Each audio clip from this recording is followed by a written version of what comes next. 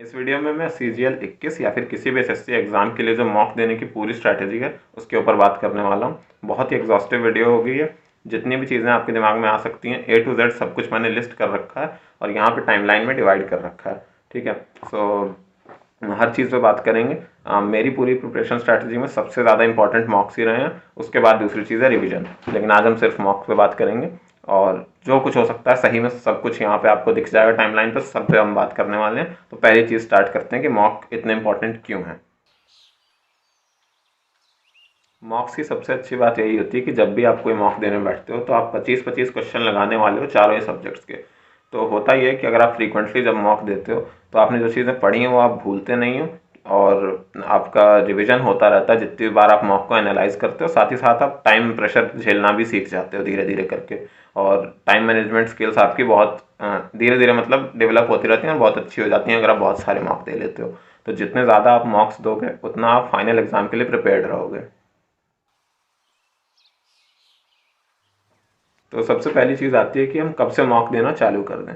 तो मेरे हिसाब से तो आपको शुरुआत ही मॉक से करनी चाहिए, और कहीं भी आप स्टैंड कर रहे हो कितना भी सिलेबस हुआ मॉक देना आप चालू कर दीजिए, कोई दिक्कत नहीं है। और अगर आपको थोड़ा ज़्यादा ही हेजिटेट कर रहे हैं कि अरे मैंने पढ़ा नहीं है कैसे मॉक दे दें, सिलेबस तो हो जाए, देखिए सिलेबस आपका कभी कंप्लीट नहीं होगा। सिलेबस सही में एंडलेस ही है, क्योंकि आप कितना भी पढ़ा आप उसको और अच्छा कर सकते हैं। सिलेबस के चक्कर में आप पड़े रह जाएंगे लेकिन सिलेबस कंप्लीट नहीं होता। मॉक आप अभी से चालू कर दीजिए देना। कहीं भी स्टैंड कर रहे हो, आपने एकदम शुरू किया हो तो भी मॉक से ही शुरू करिए और हफ्ते में एक मॉक देते रहिए लगभग। लेकिन अगर आइडियल बात की जाए मेरे हिसाब से जब आपको 50-60% सिलेबस हो जाए तब आप एकदम कायदे से मॉक देना चालू कर सकते हैं। मतलब हफ्ते में 2 बार से चालू करिए जब आपको 50-60% सिलेबस हो जाता है, और फिर सिलेबस साथ में कंप्लीट करते जाइए और ये हफ्ते में 2 मॉक विद एनालिसिस करते रहा करिए। और जैसे ही आपका सिलेबस थोड़ा और हो जाता है 70-80%, तो फिर आप मॉक्स कायदे से बढ़ा दीजिए, हफ्ते में 3 बार 4 बार आराम से दीजिए, और या तो डेली पे ही आ जाइए, बहुत अच्छा है वो। सो डेली मॉक दीजिए, एनालिसिस करिए, आपके नंबर धीरे धीरे अच्छे से बढ़ेंगे। सो मॉक आप जितना जल्दी हो सके शुरू कर दीजिए, अभी से ही शुरू करिए। तो दूसरी बात आती है कि किस ऑर्डर में मॉक को दें और कितना कितना टाइम हर सेक्शन में दें। ऐसे तो ऐसा सच कोई ऑर्डर नहीं होता, आप किसी में भी मतलब कोई भी जो आपको सही लगे उस पर चलिए, और आगे उसको आप मास्टर कर लेंगे तो फिर कुछ फ़र्क नहीं पड़ता, आप किसी भी ऑर्डर में देंगे आपको दिक्कत नहीं होगी। लेकिन मेरे हिसाब से जो आइडियल ऑर्डर है, सबसे पहले आप जनरल अवेयरनेस करिए, फिर इंग्लिश, फिर रीजनिंग और फिर कॉन्ट्स।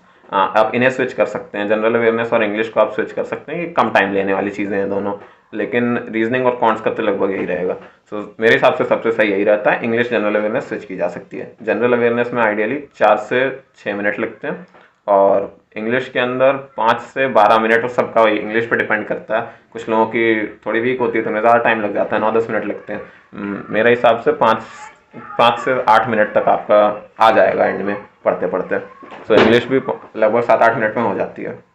और रीजनिंग में 10 से 15 मिनट लगते हैं। 10 तभी लगते हैं जब बहुत इजी पेपर आ रहा हो, तब 10 लगते हैं, वरना 15, 17, 20 तक भी जा सकता है पेपर अगर मुश्किल हो गया तो। देखिए क्लियर कुछ डिस्टिंक्शन नहीं होता है कितने टाइम में ही होगा, बट जो यूजुअल रहता है ज़्यादातर पेपर्स में 15 मिनट के आसपास रीजनिंग होती है, और कॉन्ट्स आपका 20 मिनट के आसपास जाएगा, और बाकी मुश्किल हुआ तो और चला जाता है। जो भी है, सबसे पहले आपने जनरल अवेयरनेस स्टार्ट किया, 5-6 मिनट जनरल अवेयरनेस की, उसके बाद इंग्लिश वही जितना भी टाइम लग रहा हो इंग्लिश की, और फिर रीजनिंग आप 15 मिनट के आसपास देंगे। और जब आप क्वांट्स पे आते हैं तो आपके पास लगभग 40-35 मिनट बचने चाहिए।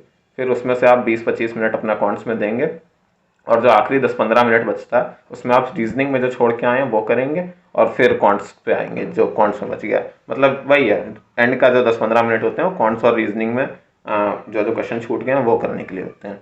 और जनरल अवेयरनेस हम पहले इसलिए कर ले रहे हैं क्योंकि उसमें या तो आता है आपको या नहीं आता है, थोड़े बहुत तुक्के मारने हैं, जो भी है मतलब एक बार में हो जाएगा, बड़ी जल्दी हो जाएगा। इंग्लिश का भी वही चक्कर रहता है, आपने पूरा एक वन गो में कर लिया, फिर उसको वापस देखने की ज़रूरत नहीं है। जो 100 में से 50 क्वेश्चन आपने 10-15 मिनट के अंदर निपटा के ख़त्म किए, इसलिए हम लोग जनरल अवेयरनेस और इंग्लिश को सबसे पहले टैकल करते हैं। देखिए कैमरे के सामने ज़्यादा एक्सपीरियंस है नहीं मुझे बोलने का, और मैं सीख ही रहा हूँ, तो आप स्पीड वगैरह आगे बढ़ा लीजिएगा। और मैं बहुत अच्छे से आर्टिकुलेट कर नहीं पाता हूँ कभी कभी, लेकिन अगर कुछ गड़बड़ होगी तो मैं एडिट वेडिट करके यहाँ लिख दूंगा, और आप स्पीड 1.5 गुना या 2 गुना करके देख सकते हैं। तीसरी बात आती है कि जिस भी साइट या ऐप पे हम मॉक दे रहे हैं, हम उसके मॉक्स लगाएं या फिर प्रीवियस ईयर दें। आपको ही पता है कि देने तो दोनों ही हैं, लेकिन जो क्या कहते हैं ऑर्डर या बैलेंस आपको ऐसे बनाना है कि आपको 2 प्रीवियस ईयर देने हैं और फिर 1 मॉक देना है। ये मेरे ख्याल सबसे सही रहेगा। अगर आपको लग रहा है नहीं प्रीवियस ईयर ज़्यादा नहीं देने मेरे को, या फिर आपने बहुत ही ज़्यादा प्रीवियस ईयर लगा रखा है और आप जब भी प्रीवियस ईयर देते हैं तो कुछ ज़्यादा ही आपको फेमिलियर क्वेश्चंस मिलते हैं, तो उस केस में आप 1 प्रीवियस ईयर 1 मॉक में ऐसे अल्टरनेट करते रह सकते हैं। ठीक, मेन बात हम मॉक प्रीवियस ईयर पे मैं चाहता हूँ आप इस फोकस इसलिए करिए क्योंकि इजी और जो डिफिकल्ट मॉडरेट क्वेश्चन है जो कि सेम पैटर्न पे बनते चले आ रहे हैं, वो आपका मास्टर करना बहुत ज़्यादा ज़रूरी है। लोग करते क्या है कि मुश्किल मॉक की तरफ भागते रहते हैं, ऑलिव बोर्ड वाले देते रहते हैं। ऑलिव बोर्ड अच्छा है, ऐसा कुछ दिक्कत नहीं है उसमें, लेकिन पहले आप इजी और मॉडरेट क्वेश्चन तो मास्टर कर लीजिए, उसके बाद उस पर जाइएगा, क्योंकि ज़्यादातर पेपर उसी से बनता है। सो 1 प्रीवियस ईयर 1 मॉक, या फिर सबसे सही रहेगा 2 प्रीवियस ईयर 2। अच्छा हाँ, 2 प्रीवियस ईयर मैं इसलिए कह रहा हूँ क्योंकि 2 प्रीवियस ईयर में जो आप 1 मॉक हमेशा दोगे, वो ये प्रीवियस ईयर मतलब CGL 20 के देना। CGL 20 बहुत सही पेपर बने हैं सारे, और CGL 20 जैसा ही किस भी मेरे हिसाब से आएगा। सो CGL 20 की अच्छी क्वालिटी है, और CHSL 20 भी आप दे सकते हैं। सो इस पे जो भी पैटर्न चल रहे हैं और जो कुछ पूछा जा रहा है CGL वगैरह में 2020 में, वो उससे आप फेमिलियर रहिए टोटली। अगली सब हेडिंग ये है कि बेस्ट ऐप या फिर वेबसाइट कौन सी है जिसकी टेस्ट सीरीज ज्वाइन करें हम। सो इतना आपको भी पता है कि 2000 सब्सक्राइबर वाले चैनल को कोई स्पॉन्सर करने नहीं वाला है। ठीक, तो जो कुछ भी मैं बोल रहा हूँ अपने एक्सपीरियंस से ऑनेस्टली बोल रहा हूँ। एक आप टेक्स्ट बुक की मॉक सीरीज ज़रूर ज्वाइन करिए। मॉक सीरीज का टेक्स्ट बुक पास नाम से आता है, और वो आप खरीद लीजिए, उससे आपको सारे एग्जाम्स उसी पास में मिल जाएंगे। का सबसे सस्ता मेरे ख्याल से यही आता भी है, और सबसे बेस्ट यूज़र इंटरफेस और फीचर्स अभी मेरे ख्याल से टेक्स्ट बुक में ही है, और किसी साइट पे आपको मिलेंगे नहीं। ये मैं इतनी देर से क्यों कर रहा हूँ, जो भी। सो टेक्स्ट बुक यूज़र इंटरफेस और फीचर्स के मामले में सबसे अच्छी है, और उसी की वजह से जितने भी प्रीवियस ईयर पेपर आप मॉक के फॉर्म में देंगे वो आप टेक्स्ट बुक पे ही दीजिएगा, और कहीं आपको देने की ज़रूरत नहीं है। सो एक आप टेक्स्ट बुक रखिए। दूसरी मैंने ग्रेडअप यूज़ की थी, ग्रेडअप भी मेरे को काफ़ी अच्छी लगी। टेक्स्ट बुक जितनी तो नहीं लगी, मतलब जो क्वेश्चंस की क्वालिटी और मॉक्स की क्वालिटी है वो ग्रेडअप में ज़्यादा अच्छी है, बट ओवरऑल मेरे को टेक्स्ट बुक पसंद है। सो आप टेक्स्ट बुक के साथ ग्रेडअप देख सकते हैं, लेकिन क्योंकि मैंने बहुत ज़्यादा मतलब और सीरीज़ या और वो सब ट्राई नहीं किए हैं, तो मैं आपको सजेस्ट करूंगा कि ग्रेडअप के साथ साथ मतलब आप एक बार फ्री मॉक्स और भी साइट्स के देख के लेके देख लीजिए, या फिर और कोई वीडियो देख लीजिए। मेरे ख्याल से सब लोग ग्रेडअप और टेक्स्ट बुक ही ज़्यादा से ज़्यादा सजेस्ट करते हैं। टेक्स्ट बुक तो एक पक्का ही है भैया, ये तो लेनी ही है। इसके साथ कोई एक और ले लीजिए, और 3 से ज़्यादा सीरीज़ की आपको ज़रूरत नहीं है, 3 काफ़ी है। अब आते हैं सबसे ज़रूरी बात पे, स्किपिंग इज़ द की। ये मैं रस्सी कूदना दिखा रहा था बैठे बैठे। क्वेश्चन स्किप करना सबसे इंपॉर्टेंट चीज़ है। इनफैक्ट यही सबसे बड़ा पर्पज़ है कि हम मॉक देते ही इसीलिए हैं कि फाइनल एग्जाम में हम क्वेश्चंस स्किप कर करके इजी और मॉडरेट क्वेश्चन 100 क्वेश्चन में सबसे पहले कम से कम टाइम के अंदर कर लें, ताकि जो बचा हुआ टाइम है उसे हम डिफिकल्ट क्वेश्चंस के लिए एलोकेट कर पाएँ। सो स्किप करना आपको ही पता, आपने बहुत लोगों से सुना होगा आर्ट ऑफ स्किपिंग। और मॉक आप देते देते जैसे जैसे मॉक्स देंगे आप धीरे धीरे वो सीखते रहेंगे। किसी भी क्वेश्चन पे आपको अटके नहीं रहना है, भले वो आपका टॉपिक कितना भी स्ट्रांग हो। अगर नहीं हो पा रहा है तो उसे छोड़िए, हर क्वेश्चन की वैल्यू उतनी ही है, सब 2 नंबर के हैं। अगर आप ज़बरदस्ती किसी क्वेश्चन में टाइम देते रहेंगे तो वो आपको उसके नंबर भी नहीं मिलेंगे, ज़बरदस्ती आप टाइम बर्बाद करेंगे, और फिर एंड में प्रेशर में क्या पता आप कुछ ईजी क्वेश्चन भी छोड़ देंगे। तो इस पर मेरे को और कुछ बोलने की ज़रूरत नहीं है। क्वेश्चन भैया, अगर आप क्वेश्चन पे अटके रह जाते हैं, बहुत गंदे लक्षण हैं, जल्दी ये सब सुधारिए। क्वेश्चन स्किप करते हुए चलना है, जो बहुत बड़ा दिख रहा है पहले ही छोड़ दो। हाँ, जो आपने मतलब प्रैक्टिस की है, प्रीवियस ईयर हैं, जो मतलब हमेशा से रटे रटाए तरीके से आते जा रहे हैं, वो क्वेश्चन आप देखते ही जिनको समझ जाते हैं, बस आपको वही करने हैं पहले ही रन में। और जो क्वेश्चन आपको थोड़ा भी मुश्किल लगे या अटक रहे हैं, उसे छोड़ के चलिए। ऐसा नहीं होगा कि आप मेन बात ये होता है कि जब हम कोई क्वेश्चन कर रहे होते हैं, हमें लगता है हाँ आंसर आने वाला है, हम पहुंच ही गए हैं, या फिर करते हैं उसमें कुछ गलती हो जाती है, हम उसी में वापस ढूंढते रह जाते हैं। तो उतनी देर फंसने की ज़रूरत नहीं है उसमें। अगर आप स्किप करके घूम के बाद में भी आएंगे, तब भी आपने जितना किया था वो आपको याद रहेगा, बहुत नुकसान नहीं हो रहा है। लेकिन अगर मान लीजिए आप उसमें ज़बरदस्ती उलझे रहे और टाइम बर्बाद कर देंगे, तो वो टाइम ज़रूरी नहीं है वो सॉल्व होगा ही क्वेश्चन आपका। सो इस पर जितना एम्फेसिस दिया जाए कम है। मॉक आप दे ही इसलिए रहे हैं कि आप क्वेश्चन को स्किप करना सीखें। क्वेश्चन स्किप करना बहुत ज़रूरी है। जब भी मॉक देंगे अटकना नहीं है, याद रखिएगा। देखिए, आपको भी पता है कि पेपर को 1 गो में किया नहीं जाता है, लगभग 2 या 3 फेजेस में किया जाता है पूरा पेपर। और पेपर में आपको 3 तरह के क्वेश्चन देखने को मिलेंगे। पहले वो होंगे जिनकी आपने खूब प्रैक्टिस की है, देखते ही आपको समझ आ रहा है इसे कैसे करना है, आपके माइंड में मतलब मैप बन जाएगा इसे कैसे करना है। ठीक, दूसरे वो है कि आपको समझ तो आ रहा है कैसे करना है, बट आपको ये भी समझ आ रहा है कि हाँ इसमें टाइम लग जाएगा अगर करने बैठेंगे, कैलकुलेटिव क्वेश्चन है, ठीक, 1-1.5 मिनट लग सकते हैं। और तीसरे वो होते हैं जो जिसमें आप थोड़ा क्लूलेस से हो, आपको डिफिकल्ट लगते हैं जो, ठीक।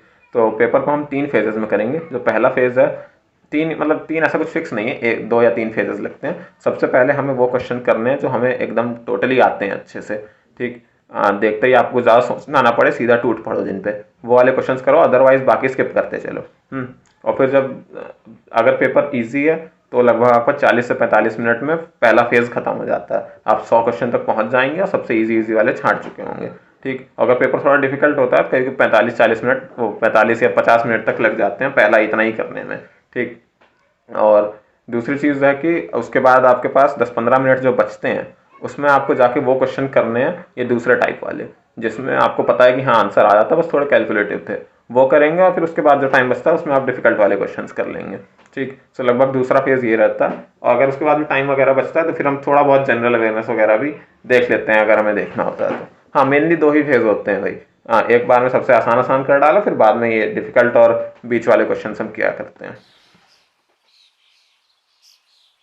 तो अभी हमने पेपर को 2 या 3 फेजेस में करने की बात की, और उसका पूरा पर्पज़ यही है कि हमारा टाइम ज़्यादा से ज़्यादा बच सके। और टाइम को बचाने के लिए सबसे मतलब एक बहुत अच्छी इंपॉर्टेंट चीज़ ये रहती है कि आप थोड़ा कैलकुलेटेड गेस वर्क करिए या फिर स्मार्टली कुछ क्वेश्चंस को करिए। बहुत से क्वेश्चन ऐसे होते हैं जिनको आपको पूरा सॉल्व करने की भी ज़रूरत नहीं होती है। सो मैंने ऐसे ही 4 क्वेश्चन चूज़ किए हैं आपको एज एन एग्जाम्पल दिखाने के लिए, और ज़रूरी नहीं है हर क्वेश्चन ऐसे ही हो जाए, बट ऐसे कई क्वेश्चन होते हैं और अगर आप इस तरीके से उन्हें कर लें तो बहुत टाइम बच जाता है, ठीक। ये जब आप, चलिए मैं पहले दिखाता हूँ 4 क्वेश्चन क्या है, ठीक। तो ये 2 SICI के क्वेश्चन पहले मैंने आपकी स्क्रीन पे दे दिए हैं, ठीक। मुझे वैसे क्वेश्चन दिख नहीं रहे हैं बट थोड़ा बहुत नोट कर रखा है मैंने। सो इन 2 क्वेश्चन में जो पूछा गया अल्टीमेटली वो सिंपल इंटरेस्ट पूछा गया दोनों में। और पहले तो आप पॉज करके इन क्वेश्चन को खुद करके देखिए, ठीक। हाँ, तो आपने पॉज कर लिया होगा।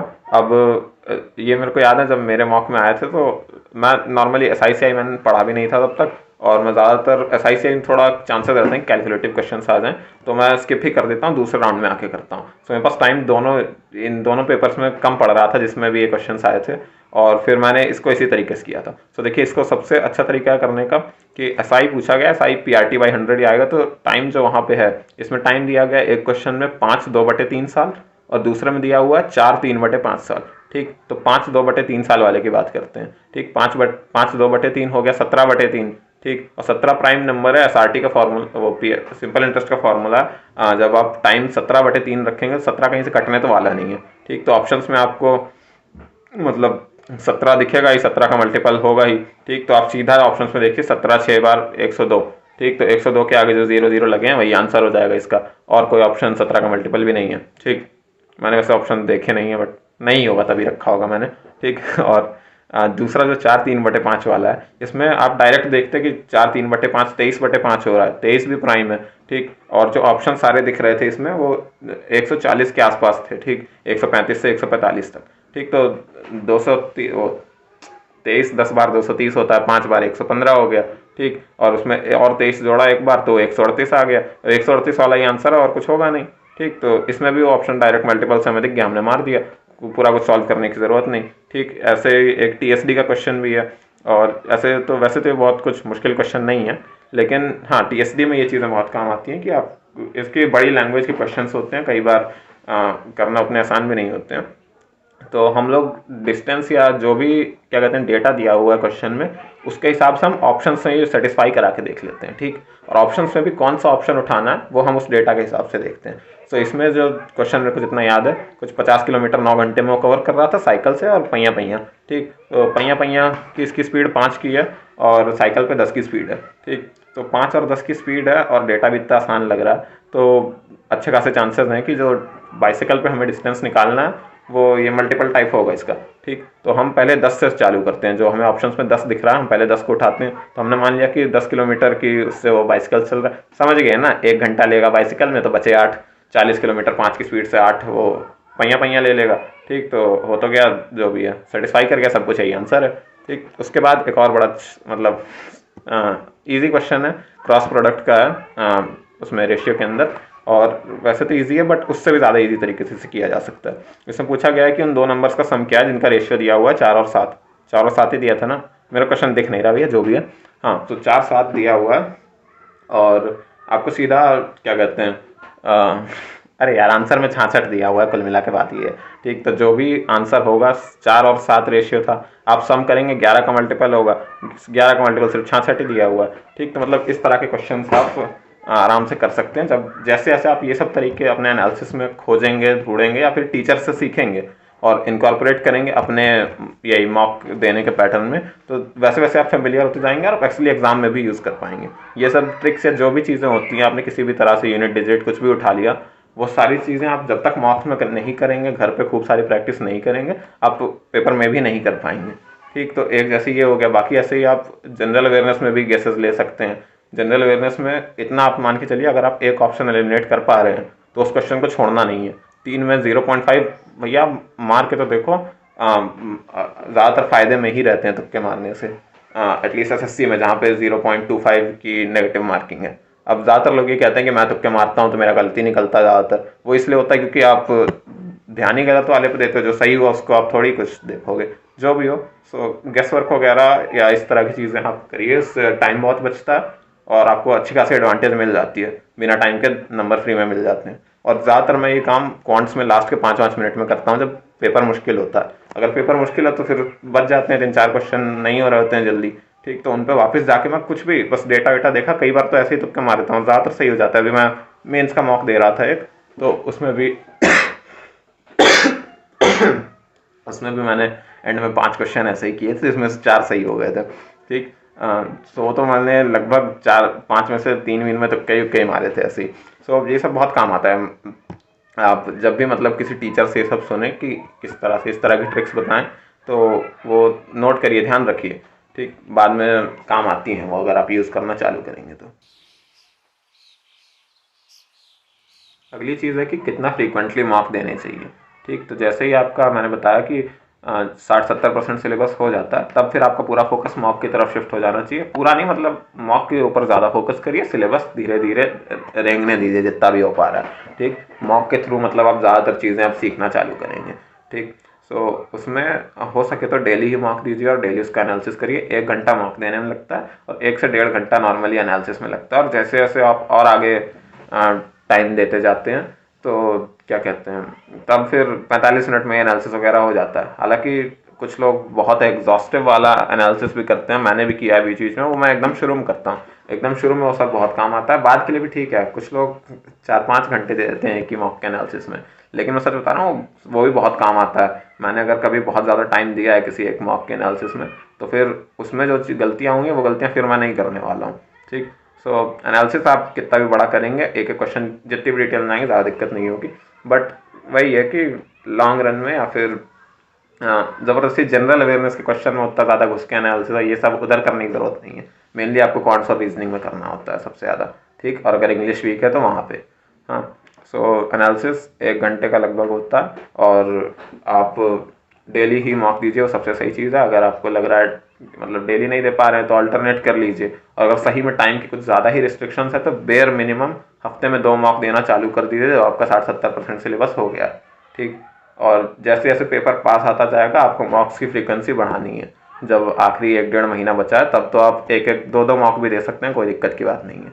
हाँ, ये है कि जब फिर 5-10 दिन ही बचे, हफ्ता भर है, तब फिर मॉक्स कम कर दीजिए, रिवीजन मेनली करना होगा।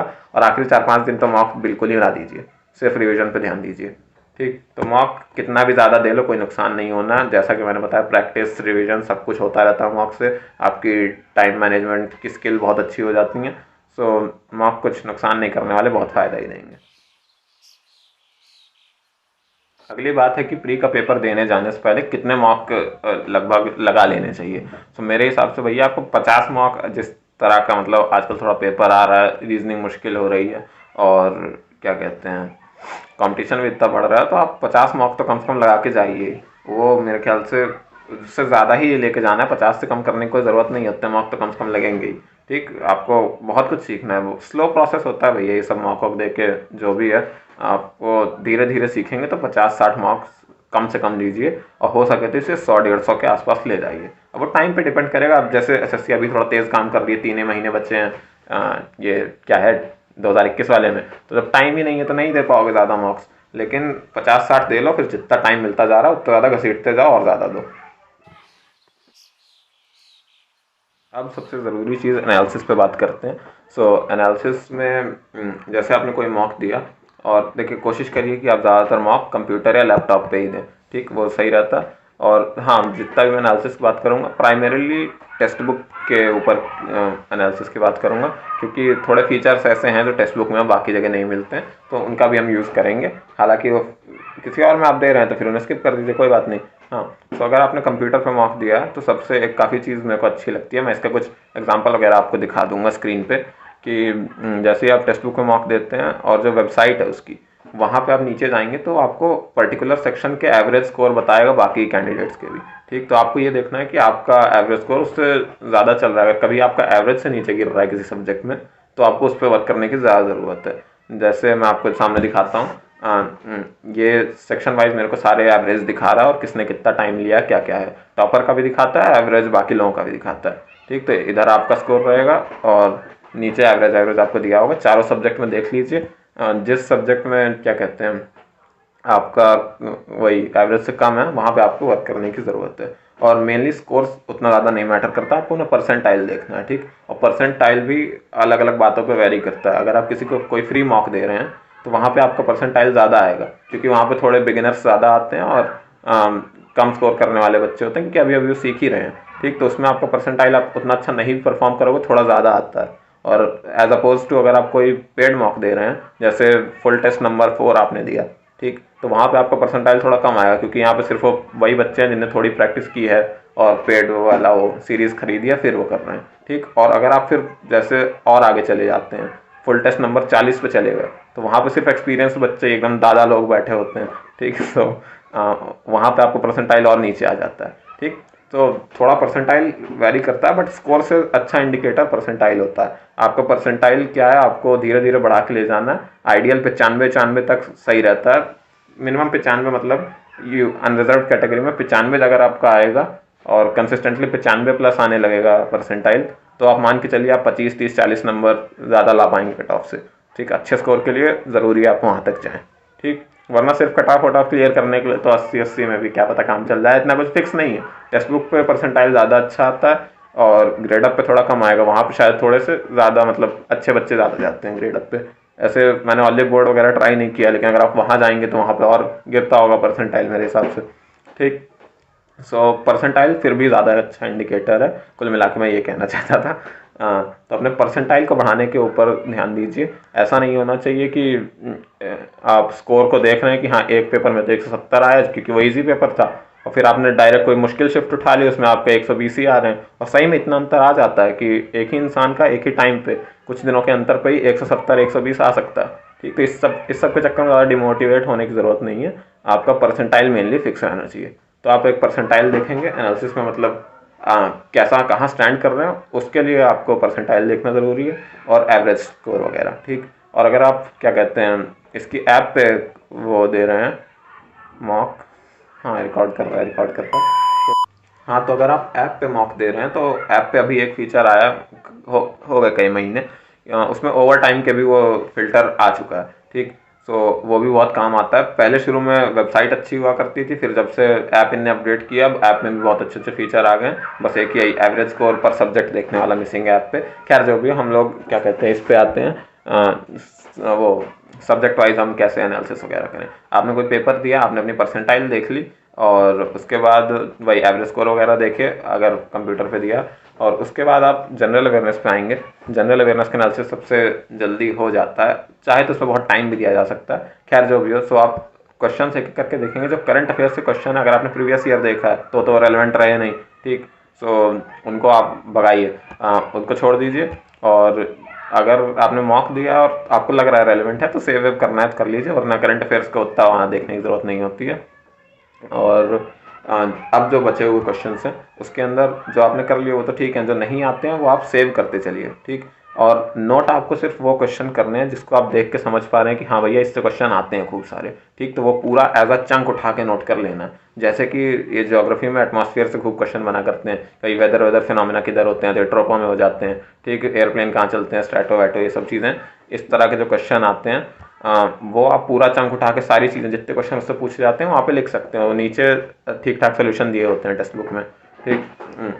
कॉन्ट्स में तो उतने अच्छे नहीं मिलेंगे, वो किसी भी टेस्ट सीरीज़ में नहीं मिलेंगे आपको अच्छे सोल्यूशन शॉर्टकट वगैरह, लेकिन जनरल अवेयरनेस में टेक्स्ट बुक सही वर्क कर रहा है सोल्यूशन देने में। आजकल वो थोड़ा फोटो वोटो भी लगा देते हैं, देखने में रेफरेंस मिल जाता है, सही रहता है और डिटेल थोड़ी रहती है। ठीक। तो जो जैसे एक ये मैंने बताया, ऐसे ही विटामिन वगैरह खूब क्वेश्चन आते हैं, डिजीजेस पे आते हैं। तो अगर आपको कुछ वैसा क्वेश्चन दिख रहा है और नीचे सोल्यूशन में उससे रिलेटेड कुछ दिख रहा है और ना भी दिखे, तब भी आप वो पूरा एज अ चंक आपको समझ आ रहा है कि हाँ इससे खूब क्वेश्चन बनने हैं, तब वो नोट करिए। अदरवाइज बस आप क्वेश्चन सेव करिए। और टेक्स्ट बुक में एक काफ़ी अच्छा फीचर है कि वो सेव्ड क्वेश्चन आप जब रख लेंगे जनरल अवेयरनेस के खूब सारे, तो आप बाद में सेव्ड क्वेश्चंस में जाइए और वहाँ पे फिल्टर लगा दीजिए। जैसे आपको पॉलिटी के क्वेश्चंस की प्रैक्टिस करनी है या मतलब वही रिवाइज करने हैं, तो सीधा फिल्टर पॉलिटी का लगाया, अब वो आपको सिर्फ जितने आपने सेव किए हैं उसके अंदर सिर्फ पॉलिटी वाले दिखाएगा। ठीक। सो पहले तो ये होता था कि क्वांट्स, रीजनिंग, जनरल अवेयरनेस ऐसे फिल्टर होते थे, अब उसमें और भी इन डिटेल्ड सब्जेक्ट वाइज भी आपको मिल जाएंगे, ऐसे ही क्वांट्स में भी मिल जाते हैं। ठीक। तो ये काफ़ी अच्छी चीज़ है आपके अंदर टेक्स्ट बुक में, जो मेरे ख्याल से और कहीं नहीं मिलेगी आपको। ठीक। तो जनरल अवेयरनेस में आपको ये काम करना है, करंट अफेयर्स छोड़ने हैं, जो क्वेश्चन नहीं हुए वो सेव कर लेने हैं, या फिर जिसमें आपने तुक्का उक्का मारा सही हो गया, जो आपको लगे सेव करने लायक, और जो चंकी टॉपिक्स हैं जहाँ से आते हैं क्वेश्चन वो आप फिर नोट कर लीजिए। और उसके बाद इंग्लिश की बात करें, तो इंग्लिश में आपको मेनली वोकैब और जो ग्रामर रूल्स आपको नहीं आते बस वो नोट करने हैं। ठीक। सो और वोकैब भी चाहे तो आप ना नोट करें, मैं तो नहीं करता, वो सबका अलग अलग डिपेंड करेगा। अगर आपकी इंग्लिश या वोकैब उतनी सही नहीं चल रही है तो आप नोट कर लीजिए और उसको गो थ्रू कर सकते हैं बीच बीच में आप। सो आप वोकैब के एक कॉपी बना लीजिए जिसमें आप वोकैब वगैरह मॉक्स की नोट करेंगे अलग से। ठीक। वोकैब वहाँ लिखते जाइए और उसी के अंदर आप ग्रामर रूल्स भी, जैसे आपका कुछ गलत हुआ ग्रामर में तो आप उसको देखिए, रूल आपको क्या वो समझ आ रहा है, थोड़ा डेप्थ में नहीं समझ आ रहा है तो कोई बात नहीं, रटे लीजिए, चाहे उसे रट लीजिए। मतलब ये है कि अगर वो क्वेश्चन फिर से आता है तो आपका गलत नहीं होना चाहिए। तो जो भी उसका रूल है वो आप वो क्वेश्चन लिख लीजिए रूल के साथ, और इनको आप बीच बीच में रिवाइज करते रहेंगे ताकि ऐसा क्वेश्चन फिर आता है तो गलत ना हो। इंग्लिश और जनरल अवेयरनेस के एनालिसिस करने में ज़्यादा टाइम नहीं लगता है। रीजनिंग की जहाँ तक बात है, रीजनिंग के क्वेश्चन आपको सभी में सेव करते हुए चलने हैं। ठीक। वो बाद में प्रैक्टिस करने में खूब हेल्प करते हैं। रीजनिंग में मेरे ख्याल से आप नोट वोट मत करिए कुछ, बस सेव करते चलिए, क्योंकि रीजनिंग थोड़ा ज़्यादातर आप थोड़ा थोड़ा आपको फेमिलियर होना होता है लॉजिक से, जो लॉजिक्स यूज़ हो रहे हैं आजकल पेपर में। ठीक। अब जैसे जैसे बहुत सारे क्वेश्चन लगाएंगे आप ज़्यादातर लॉजिक से फेमिलियर होते जाएंगे और क्वेश्चंस कर पाएंगे। तो क्वेश्चन आप बस सेव करते चलिए, और जैसे संडे या एंड में वीकेंड पे आपने उठाया रीजनिंग का और सेव्ड क्वेश्चन जितने थे पिछले कई सारे मॉक्स के, वो सारे एक साथ बैठ के लगा डाले, रिफ्रेश कर लिए। रीजनिंग में ये चीज़ होगी कि अगर एक कोई क्वेश्चन आप अभी नहीं समझ पाए हैं, भले आपने उसका सोल्यूशन देख लिया, तब भी आप अगर फिर कुछ टाइम बाद आएंगे तब भी आप वो नहीं कर पाएंगे। रीजनिंग क्या, ऑलमोस्ट हर चीज़ में यही है, तो रिवीजन इसीलिए ज़रूरी हो जाता है। ठीक। तो रीजनिंग में भी आप एक एक क्वेश्चन देखेंगे जो आप नहीं कर पाए हैं वो वाले, जो नहीं कर पाए या फिर जिसमें टाइम ज़्यादा ले लिया, टोटली हमें यही सब क्वेश्चन देखना है। मैं बताता हूँ, कॉन्ट्स में भी यही काम है कि आप पहले तो फिल्टर लगा लेंगे इनकरेक्ट वाला और स्किप्ड वाला, तो आपको क्वेश्चंस दिखाएगा स्किप कौन से कर दिए हैं आपने और इनकरेक्ट कौन से किए हैं। उनसे एक एक से जाइए, उनका सोल्यूशन सीखने की कोशिश करिए। जो चैप्टर्स आपने नहीं पढ़े हैं उनका आप देखिए कि आपको क्वेश्चन देख के समझ आ रहा है सोल्यूशन, क्वेश्चन और सोल्यूशन देख के अगर वो समझ आ जा रहा है तो ठीक है, नहीं आ रहा है तो आप जाने दे सकते हैं शुरुआत में, अगर आपका सिलेबस वो चीज़ नहीं पढ़ी है। इतना मेन फोकस आपका ये होना चाहिए कि एनालिसिस में, कि जो क्वेश्चन अभी गलत हो गए हो फिर से अगर आते हैं तो वैसे नहीं गलत होने चाहिए। ठीक है। आप एक एक क्वेश्चन पे वर्क करेंगे तो फिर धीरे धीरे गलती होना कम हो जाएंगी। हाँ, तो कॉन्ट्स में मेनली आपको टाइप्स फिगर आउट करके कॉपी में लिखने होते हैं। कॉन्ट्स में आप ज़रूर नोट करिए नीचे, और जब भी आप कोई प्रीवियस ईयर वगैरह देंगे उसका एक फ़ायदा होता है कि आपको उसके एनालिसिस मिल जाएंगे यूट्यूब पे। ठीक। जैसे राकेश यादव सर ने CHSL 19 का एनालिसिस करा रखा है। CHSL 19 वैसे तो काफ़ी ईजी पेपर है, ज़्यादातर 3-4 शिफ्ट 13 अगस्त और 13 अक्टूबर वगैरह छोड़ दें तो, उसके अलावा ईजी हैं। अरे यार इतना शोर मच रहा है यहाँ, बच्चे चिल्लाए पड़े हैं, कहीं ड्रिल मशीन चले पड़ी है, इनके चक्कर में रिकॉर्ड ही नहीं हो पा रहा ऊपर से इतना अंधेरा भी हो गया तब से। हाँ। तो हाँ, ये काफ़ी फ़ायदा होता है प्रीवियस ईयर अगर आप दे रहे हैं तो आपको एनालिसिस मिल जाता है। मेरी बहुत हेल्प हुई है इन सब से। गगन प्रताप सर के या फिर CGL 18 के तो उनने करा रखे थे, राजेश नेहरा सर ने, हालांकि उनके कुछ सोल्यूशंस मेरे को नहीं पसंद आए थे, बट ओवरऑल ठीक था ये सब। सो ये जो एनालिसिस अवेलेबल होते हैं, मोहित गोयल सर के भी थे, वो सब भी आप देख सकते हैं क्वांट्स के, जिससे आपको काफ़ी हेल्प मिलेगी। वो बेस्ट तरीका आपको बताएंगे क्वेश्चन करने का और वो काफ़ी काम आता है। ठीक, तो वो सब आप नोट करते चलिए। एनालिसिस मैं जैसा बता रहा था, आप ये भी कर सकते हैं कि कहाँ गया, अच्छा ये तो रफ है। लूडो खेलोगे, जो भी हो। मैं ये भी नोट करता चलता था कि कैसे मॉक में मतलब स्कोर और क्या जा रहा है और क्या गलतियां कर रहा हूँ मैं, ये सब नोट कर लिया करता था। तो ये सब आपके बहुत काम आएंगी, जो गलतियां आप कर रहे हैं यहाँ पे नोट कर लीजिए। जैसे इधर मैंने लिखा है कि वैल्यू पुटिंग से गलत कर दिया, जबकि बेसिक भी ईजी था। सो ये सब चीज़ें आप धीरे धीरे जैसे जैसे नोट करते रहेंगे, धीरे धीरे वो आप करना बंद कर देते हैं। हाँ, फ्रेम से बाहर निकले आ रहे हैं, जो भी हो। ठीक, वन डायग्राम में, हाँ जैसे रीजनिंग में कई बार मैं वन डायग्राम में जो आता है गोल गोल सब बने रहते हैं और नंबर लिखे होते हैं, उसमें जल्दबाजी में गड़बड़ कर देता हूँ। सो वो मैंने यहाँ लिख रखा है, फिर उसके बाद से उस पर अब मैं केयरफुल रहता हूँ। और ठीक, क्वेश्चन कई बार हम लोग पढ़ते नहीं है, पूछा क्या गया है, थोड़ा कुछ और पूछा गया होता है, कुछ और कर देते हैं। तो इस तरह की सारी गलतियाँ वगैरह ये सब चीज़ें आप नोट कर सकते हैं। और ये सब काफ़ी काम आता है अगर आप गलतियाँ वगैरह नोट कर रहे हैं और बार बार देखते रह रहे हैं। तो जब आप कॉन्शियसली आपको पता रहता है ये गलतियाँ नहीं करनी है, तो फिर वो सही में आप करना बंद कर देते हैं धीरे धीरे। ठीक, तो ये सब काफ़ी काम आता है। और हाँ, जो जिस टाइप वाइप की बात कर रहा था, ये मेरी मॉक एनालिसिस की कॉपी है। इस पे आप नोट आउट कर सकते हैं क्वेश्चंस के जो भी टाइप्स आपको लगता है फ्रीक्वेंटली पूछे जाते हैं, और नहीं भी फ्रीक्वेंटली पूछे जाते हैं। अगर प्रीवियस ईयर मॉक में कुछ गलत हो गया अकाउंट्स का, ठीक, और अगर आपने उस सिलेबस मतलब वो चैप्टर पढ़ा भी हुआ है फिर भी गलत हुआ है, तो आप ज़रूर ये सब नोट करिए। काफ़ी काम आए। जैसे ये जो एक टाइप आता है, जो भी हो, बहुत तरह की चीज़ें आती हैं। आप क्वेश्चन स्पेशली जो एनालिसिस करेंगे उनका यूट्यूब के वीडियोस वगैरह से एनालिसिस देखते हैं अगर, तो वो जो जो बताएंगे वो आप नोट करते चलिए, और इसका आपको खूब रिवीजन करना है, ये सब चीज़ें जो भी हैं जितना भी आप नोट करेंगे। ठीक, और जो इसको थॉट प्रोसेस टाइप में लिखा करिए सारा, कि क्वेश्चन हमने देखा, तुम्हारा क्या थॉट प्रोसेस चलेगा, किस तरह से करना है, थोड़ा कोशिश करिए उसे पेपर पे उतारने की, ताकि आप देख के उसे समझ पाएँ। ठीक, तो जो भी आपका गलत हो रहा है आप एक जगह नोट करते चलेंगे, हर तरह की चीज़ें। जो भी क्वेश्चंस गलत हो रहे हैं उनका बेस्ट मेथड हो सके तो नोट करिए, और इसका रिवीजन करना ज़रूरी है। इसका आप बीच बीच में रिवीजन करिए, ये गलतियाँ आप फिर बाद में नहीं करेंगे, बहुत काम आता है ये सब। ठीक, ऐसे ही धीरे धीरे स्कोर इम्प्रूव होता है। सो एनालिसिस मैंने सोचा था कुछ अच्छे से बताऊँगा, लेकिन मैंने बड़ी खिचड़ी पका दी। बट आप समझ गए होंगे जो भी क्रक्स है। ठीक, सो इस पर ज़्यादा टाइम नहीं बर्बाद करते हैं, अगले सेक्शन पे चलते हैं। अब कुछ कॉमन मिस्टेक्स वगैरह पे बात कर लेते हैं जो कई लोग करते हैं मॉक देते वक्त। सो पहली चीज़, अगर स्पेशली आप काफ़ी क्लोज जो लोग हैं मेरे, वो जानते हैं, जिनने इन चीज़ पे बात की है मुझसे, कि भैया अगर आप मुझसे ये कह दो आके कि हमने 40 मिनट में मॉक सबमिट कर दिया, ठीक, तो उससे एकदम खून खौल जाता है मेरा। ये सब बकलोलियाँ तो नहीं करें। ठीक, पेपर 1 घंटे का है, वो पूरा 1 घंटे दे, पहले निकलने कोई मतलब नहीं है। ये कोई करता भी नहीं होगा, बड़ी घटिया चीज़ है, लेकिन कई लोग करते हैं। हाँ हाँ, बहुत लोग ये करते हैं। आप अगर मॉक दे रहे हैं तो अगर 1 घंटा बैठ सकते हो तभी मॉक देने जाओ, ज़बरदस्ती फिर मत दो मॉक, रहने दो। बीच में पागल की तरह उठ के ख़त्म कर दोगे, वो सब नहीं करना है। 1 घंटा आपने चालू किया है तो आपको पूरा 1 घंटा बिना रुके देना है। अगर कभी कभी होता है सर दर्द हो रहा है या फिर कुछ बीच में कुछ इंटरप्शन हो गया, तो आप बस पॉज कर दीजिए। टेक्स्ट बुक में लाइव मॉक बस पॉज नहीं होते हैं, ग्रेडअप में तो लाइव मॉक भी पॉज हो जाते हैं। उसके अलावा बाकी सारे मॉक्स पॉज हो सकते हैं, आप बीच में पॉज करके तुरंत वापस आके करने चालू करिए, लेकिन बीच में छोड़ने ओड़ने नहीं है मॉक। एक भी मॉक आपको, हाँ कई लोग को बड़ा मुश्किल लग रहा होता है मॉक, तो क्विट कर देते हैं। भैया क्या मतलब मॉक देने का, तुम वही तो सीखना आए हो कि अगर पेपर मुश्किल आ गया तो भी कैसे किसी तरह टाइम को बेस्ट यूटिलाइजेशन करना है। तुम्हें मॉक मुश्किल लगा, तुमने क्विट करके छोड़ दिया, तो ये सब हरकतें ना करो। आए हो तो फिर उसका अंजाम देखने की हिम्मत रखो। ठीक, पूरा मॉक देना है। पहली बात यह है कि 1 घंटा पूरा देना।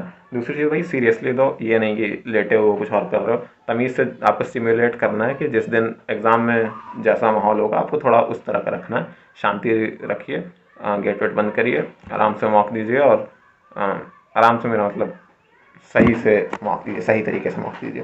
ठीक, और दूसरा है कि आप हाँ पॉजेज मिनिमम रखिए। ये नहीं कि आपने पॉज कर दिया, इंग्लिश का किया, पॉज कर दिया, फिर आप चले गए आधे घंटे बाद 1 घंटे बाद मॉक दे रहे हैं। पॉजेज अगर आपको लेने पड़ रहे हैं एक दो, ठीक है, चलता है, कभी कभी लेने पड़ जाते हैं। कोशिश करिएगा कि 1 घंटे के बीच में कोई पॉज आना नहीं चाहिए, लेकिन अगर लेना पड़ रहा है तो तुरंत जल्दी से आके कंटिन्यू करो 3-4 मिनट के अंदर, ज़बरदस्ती लेट नहीं करना है उसमें। एक ये है, और क्या लिखे हैं, और है हाँ भाई रफ वर्क। ये चीज़ है कि आपको अपना रफ वर्क मिनिमम करना है। ठीक, तो ऐसा तो है नहीं कि मॉक देते देते अचानक से आदत बन जाएगी कि हाँ ज़्यादा रफ नहीं करेंगे। ठीक, तो उसके लिए कि जब आप प्रैक्टिस करते हैं क्वेश्चंस की, तब ज़्यादा से ज़्यादा कैलकुलेशन माइंड में करने की कोशिश करिए। ठीक, आप जब मॉक की बारी आएगी तो मॉक में आपको जो सही लगे वो करिए, जो आपका दिमाग सबसे सही चल रहा हो, तेज़ जा रहा हो, जिस चीज़ पे आपको जितनी कैलकुलेशन करनी है करिए, जो बेस्ट लगेगा आप मॉक में वही कर पाएंगे। ऐसा नहीं है कि कुछ नया कर लेंगे मॉक में आप, लेकिन जब आप प्रैक्टिस करते हैं तो कोशिश करिए कि अपनी रफ वर्क कम से कम करिए, ज़्यादा से ज़्यादा कैलकुलेशन माइंड में होनी चाहिए। और कॉपी बस वो लिखा जाता है जो एल्गोरिदम या प्रोसीजर है क्वेश्चन को करने का, ठीक। ज़बरदस्ती की कैलकुलेशंस पेपर पे नहीं की जाती हैं, ठीक। वो सारी आदत आपको धीरे धीरे छोड़नी है, माइंड में करने की आदत डालनी है। मॉक में आपको जो सही लगे सब करो, कोई दिक्कत नहीं है, ठीक। वो धीरे धीरे सही होता रहेगा। और हाँ, कुछ लोग मॉक देते जाते हैं और एनालिसिस नहीं करते हैं, ठीक। और मैं भी उसमें आ जाता हूँ कभी कभी, मेरे साथ भी ये होता है, बहुत लोगों के साथ होता है। लेकिन प्लीज़ ये ना होने दीजिए, ये बहुत बड़ी गलती है, मैंने भी की है। उन मॉक से कुछ ज़्यादा फ़ायदा नहीं होता है। फिर मॉक आप बस दे रहे हैं, एनालिसिस नहीं कर रहे हैं, तो उससे बस ये होगा कि जो चीज़ें, जो टॉपिक आपने पढ़े हैं, थोड़ी सी प्रैक्टिस हो गई, क्विज टाइप आपने दे लिया, और ज़्यादा कुछ फ़ायदा होता नहीं है। लेकिन जब एनालिसिस करेंगे, नंबर आपके एनालिसिस से बढ़ेंगे। मॉक्स क्या कहते हैं, ये स्पीड, आप बस मॉक देते हैं, उससे आपकी स्पीड, टाइम मैनेजमेंट स्किल वगैरह और क्वेश्चन को स्किप करने की स्किल अच्छी होती हैं। उसके अलावा और कुछ नहीं होता है। मतलब वो भी इंपॉर्टेंट है, लेकिन वो तो आधा काम ही हुआ ना, आपको तो नंबर भी बढ़ाने हैं आगे, ठीक। अगर आप एनालिसिस नहीं करेंगे तो घुइयाँ कोई नंबर नहीं बढ़ने वाले, ठीक। एनालिसिस कर करके ही नंबर बढ़ते हैं धीरे धीरे। एक एक एनालिसिस आप करते जाएंगे, एक एक नंबर आपका, मतलब महीने भर में आपने खूब सारे एनालिसिस किए, 30 दिन अगर मॉक दिया, तो आप मान लीजिए 15 20 30 नंबर बढ़ सकते हैं, कोई बड़ी बात नहीं है, ठीक। तो एनालिसिस से ही नंबर बढ़ते हैं, ये बात याद रखो। और एक बहुत इंपॉर्टेंट चीज़ जो मेरे ख्याल से ज़्यादा लोग आपको नहीं बताएंगे, ये बस पता नहीं, मैं खुद ही करता था और बहुत ज़्यादा काम आई है, कि भाई अपनी एक्सपेक्टेशंस कम रखिए। बहुत इंपॉर्टेंट चीज़ है। तभी आप ज़्यादा मार्क दे पाएंगे। अगर ज़बरदस्ती की एक्सपेक्टेशंस बना लेंगे कि जैसे आपके किसी मार्क में 150 आए, तो आप ये सोचने लगे कि हाँ मेरा लेवल तो 150 का ही है, गिरेगा तो कुछ 145 40 का हो जाएगा। नहीं, आप क्या भैया 150 इसमें आए, हो सकता है 110 ही पर अटक जाए, अगर कोई कायदे की शिफ्ट आ गई तो, ठीक। तो ज़बरदस्ती के एक्सपेक्टेशंस खुद से मत पालो कि हाँ मेरे 150 आते हैं, या कुछ नंबर आपने मान के चल लिया, ठीक। उसकी वजह से होगा ये कि अगर अगले मॉक में कम आ गए तो आप डिमोटिवेट हो जाओगे, फिर आपको सही में, फिर आप मौका देने से डरने लगोगे धीरे धीरे, ठीक। मेरे नंबर कैसे भी आते हैं, मैंने मॉक हमेशा दिए हैं। मतलब 2 3 दिन में से ज़्यादा कभी लेट नहीं हुआ, और मेजरली हर 2 दिन पे तो एटलीस्ट दिया ही है, कई बार लगातार भी डेली डेली दिए हैं, ठीक। तो मैं हमेशा अपनी एक्सपेक्टेशंस कम ही रखता था। एक बार जब मेरे ज़्यादा नंबर अचानक से आए थे किसी CHSL के प्रीवियस ईयर में, तो 170 172 आए थे उसमें, ठीक। लेकिन मैंने ये नहीं माना कि हाँ मेरा लेवल तो 172 वाला हो गया, या मैं इतने स्कोर लाता हूँ। मैंने माना था कि 172 आए हैं तो क्या पता ये 140 तक भी गिर सकता है, क्योंकि ज़्यादातर में मेरे उस टाइम पे 140 में ही आ रहे थे। और फिर तो उसे कम मान के चलिए काफ़ी, ठीक। आप कम मानते रहेंगे तो वो सबकॉन्शियसली आप सही में उसमें थोड़ा बिलीव करने लग जाते हैं, और हल्का अंडर कॉन्फिडेंट रहना ज़्यादा ठीक रहता है इस केस में, क्योंकि आपकी फिर एक्सपेक्टेशन से ज़्यादा नंबर आ रहे होते हैं ना बार बार। हर बार एक्सपेक्ट कम करिए, ज़्यादा आएंगे, दिक्कत नहीं होगी। एक्सपेक्ट ज़्यादा करोगे तो जो ज़्यादा आया, ठीक ठाक आया, वो भी बहुत दिक्कत करेगा आपको, आप फालतू उदास होने लगोगे कि अरे मैं तो इतना सोचा था, इतना नहीं आया, ठीक। तो आप बहुत धीरे धीरे लेवल बढ़ता है, पूरे प्रोसेस को ट्रस्ट करिए, मॉक देते रहेंगे, धीरे धीरे नंबर बढ़ेंगे। ज़बरदस्ती की एक्सपेक्टेशंस मत पालिएगा, ये चीज़ काफ़ी काम आती है। अगर आपकी एक्सपेक्टेशंस कम होती हैं, आप लगातार मॉक दे पाते हैं, आप हर बार खुद को इम्प्रूव करता हुआ देखते हैं। अगर आप अपनी एक्सपेक्टेशन पहले ही बार हाई सेट कर देंगे, तो अगर आप थोड़ा कभी फेल भी होगा, जो कि हो सकता है भैया, ये कोई वही है कि डायरेक्ट ऊपर की तरफ बढ़ती हुई चीज़ नहीं है, जिगजैग करके आपके मार्क्स चलते हैं। शिफ्ट की डिफ़िकल्टी पे भी डिपेंड करता है। अगर परसेंटाइल की भी बात करें, वो भी कभी कभी ऊपर नीचे होती रहती है। मैं यही देखो, मैं आपको दिखाता हूँ। 19 23 अगस्त का मैंने आपको बताया था पिछले वीडियो में, 23 अगस्त को मेरा CGL का पेपर था, ठीक। और उससे पहले लगभग मेरे नंबर आया करते थे 160s 170s में सबसे ज़्यादा रहते थे। बाकी कभी गिरने होते थे तो 150s, और कभी उठने होते थे तो 180s 190 मैक्सिमम, 192 मैक्सिमम एक तो बार गए थे, ठीक। सो वही है कि 150 से 190 के बीच रहा करते थे, और मेनली 160 में रहते थे, ठीक। लेकिन जस्ट 4 दिन पहले एग्ज़ाम के 19 तारीख को, ये मैंने 19 को अटेम्प्ट किया था मॉक CGL का, जो भी है 15। और इसमें मेरे, अभी मैंने देखा नहीं है, मेरे को याद नहीं आता, 136.55 होंगे, मैं यहाँ लगा दूंगा। सो सीधा मेरा स्कोर इतना ज़्यादा गिर गया, ठीक। वो भी मेन एग्ज़ाम के 4 दिन पहले, ठीक। सो उससे थोड़ा सा मेरे को भी लगा था, बट फिर मैंने उसे इग्नोर कर दिया था। मैंने उसको जाने दिया, जो भी हो। ज़्यादातर ठीक आए, कभी कभी बेकार हो सकता है, कोई बात नहीं। ठीक, नॉर्मली मेरा परसेंटाइल 95 प्लस ही हमेशा रहा था, 99 भी कई बार जाता रहता था, और 96 97 ऐसे ही चलता था। ठीक, लेकिन इसमें 82 80 जितना भी हो उतना हो गया। ठीक, सो 4 दिन पहले काफ़ी भयानक झटका लग गया था मेरे को इससे, लेकिन फिर मैंने इसको टोटली इग्नोर कर दिया, ज़्यादा इसके बारे में सोचा नहीं, और फिर पेपर भी मेरा बाद में अच्छा ही हुआ है। ठीक, तो ये उतार चढ़ाव होते रहते हैं, उससे आपको ज़्यादा परेशान होने की ज़रूरत नहीं है। बस आप प्रोसेस को ट्रस्ट करिए और मॉक देते रहिए। ठीक, लास्ट सब हेडिंग है स्कोर स्टैग्नेशन। ठीक, तो ये हो जाता है कई बार कि हम लोगों के स्कोर्स आके अटक जाते हैं, किसी एक 130s के ऊपर, ज़्यादातर नहीं बढ़ रहे हैं 140s में, ऐसा लोग कहते हैं। मेरे साथ वैसे ऐसा कुछ हुआ नहीं था, क्योंकि मैं एनालिसिस सही से करता चलता था, तो मेरा स्कोर बहुत ज़्यादा कहीं अटका नहीं है।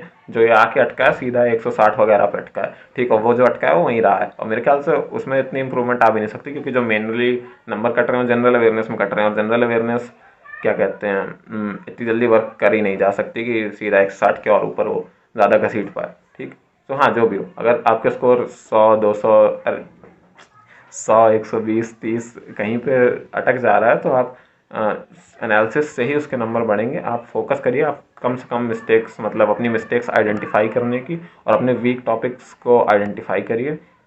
और उसमें जो क्वेश्चन, वही बात, एनालिसिस में जैसे आपने कोई क्वेश्चन देखा जो गलत हुआ, आपको उस पर इतना वर्क करना है उस क्वेश्चन के आसपास, जैसे उस टाइप के क्वेश्चन है, कि अब वो अगर फिर से आता है तो गलत ना हो। ऐसे एक एक करके आप क्वेश्चन सारे रेक्टिफाई करते चलेंगे, धीरे धीरे नंबर आपके बढ़ते चलेंगे। ठीक, नंबर जो अगर कहीं अटक रहे हैं, वो इसीलिए अटक ही रहे होंगे क्योंकि आप एनालिसिस सही से नहीं कर रहे हैं। अगर आप एनालिसिस सही से करने लगेंगे तो वो नंबर कभी, ये ऐसे क्या कहते हैं, स्टैग्नेंट होते नहीं हैं। ठीक, वो धीरे धीरे बढ़ते ही रहते हैं।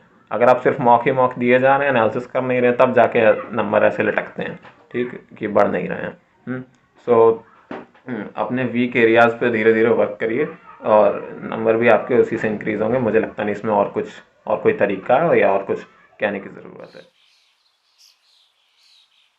हाँ, तो यार यही सब था जितना मुझे कहना था मॉक से रिलेटेड। मेरे पास सही में टाइम ज़्यादा है नहीं, तो बहुत कायदे से मैं इसे फिर से बना नहीं सकता इस वीडियो को, क्योंकि मुझे पता है वीडियो तो कायदे का उतना बना नहीं है। इन बच्चों ने ऐसी तैसी कर रखी, चिल्ला चिल्ला के वहाँ पे वो आरी चलाए पड़े, पता नहीं क्या क्या कर रहे थे, आसपास किसी घर में काम हो रहा। सो वीडियो उतना सही जितना मैंने सोचा था बना नहीं पाया मैं। वही बात है, सोचने और क्या कहते हैं एग्जीक्यूट करने में जो डिफरेंस रह गया। बट हो मेहनत लगी इस वीडियो में, हो सके तो लाइक वाइक कर देना, और अगली बार कोशिश करूँगा और तमीज़ से वीडियो बनाने की। अब फरवरी के बाद या जब भी मेरे को टाइम मिलता है, फिर कायदे से वीडियो वगैरह बनाया करूँगा। सो ठीक है, बाय बाय।